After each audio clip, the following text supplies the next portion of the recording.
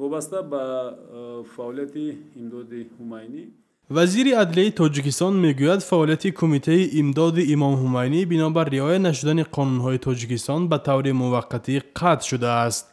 رستم شاهمراد در نشست خبریش روز 27 ایول اظهار داشت که فعلا این قضیه در بررسی دادگاه قرار دارد و تا انجام مرافعه از شرح بیشتر خودداری خواهند کرد.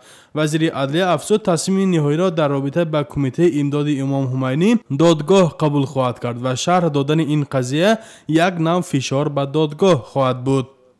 در حقیقت اون همچون اتحادیه جمعیتی در وزارت عدلیه ثبت شدگی بود و بعضی مسائل قانونشکنی در جمهوری راه دادگی است.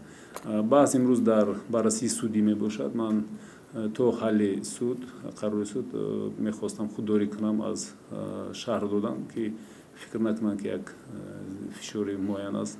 بنابراین بعد از بررسی سودی میتونیم هم صحبت شیم.